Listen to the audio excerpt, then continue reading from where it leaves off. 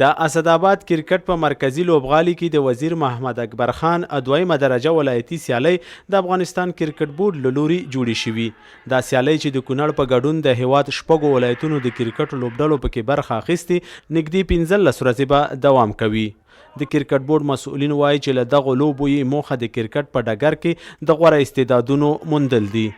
دغه سیالۍ چې د تېرې شنبې په ورځ باندې په کونړ ولایت کې شروع شوي دي، د افغانستان د شپږو ولایتونو لوبډلې پکې ګډون لري چې په هغې کې فاریاب دی، کاپیسا ده، کابل سی دی، کندوزبي دی او همدارنګه د کونړ لوبډله ده. 15 ورځې به په دغه لوبغالي کې دوام وکړي.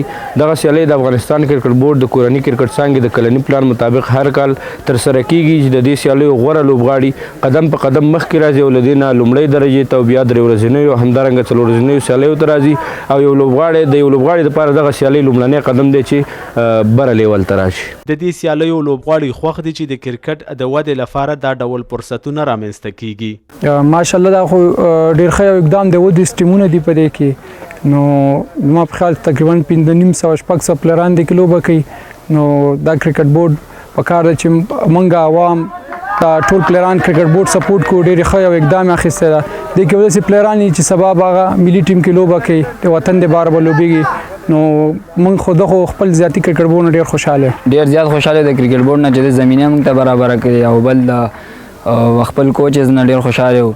او یو میچ هم کلی دی، هغه هم بیاده دی، خو بیا هم موږ کوشش کوو چې کوالیفایر وکړو خپل ټیم دپاره او خپل وطن ته خدمت وکړو کرکټ کې. د اسداباد کرکټ په مرکزی لوبغالي کې د جوړو شوو سیالیو ته د افغانستان د کرکټ ملي لوبډلې پخوانی پیژندل شوی لوبغاړی کریم صادق هم د لوی روزونکي په توګه راغلی، څو په سیالیو کې غوره استعدادونه په ګوته کړي.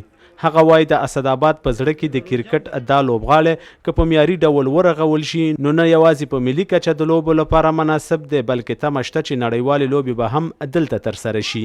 او ماشاءالله د افغانستان په سطح د مال نظره د چې کوم منظره کې دا میدان اوس موقعیت لري، شاوخوا غرونه او ښایسته آب و هوا، پاکه هوا، دلته د موټرو دومره ډېر شور هم نشته، داسې ګرد غبار هم نشته. نو که دغه ګراوند ته موږ افغان کرکټ بورډ لږ توجه وکړي نو انشاءالله راتلونکي کې موږ کولی شو چې دې ګراوند کې فسټ کلاس سیالۍ، شپږیزې سیالۍ او دا ټول ترسره کړو. او ډېر تقریبا د مال نظره 80% دا ګراوند جوړ دی. شاوخوا لږ ځمکې د نورو ریاستونو پورې ارتباط لري. امارت اسلامي مشرانو نه هیله ده چې دلته دغسې موږ داسې 15 متره سي دې ګراوند نه لږ د ځای راته غټ کړي. نو په آینده کې زموږ اداره کولی شي چې دې ځای کې یو ښه سټنډرډ نړیوال میدان جوړ شي. د هیواد د نورو ولایتونو په ګډون کونړ کې د کرکټ لوبغاړي او مینوال ډیر دي. د لوبو پر مهال دا لوبغالی زیات ځلې د نندارچیانو له ګڼې ګوڼې خالي نه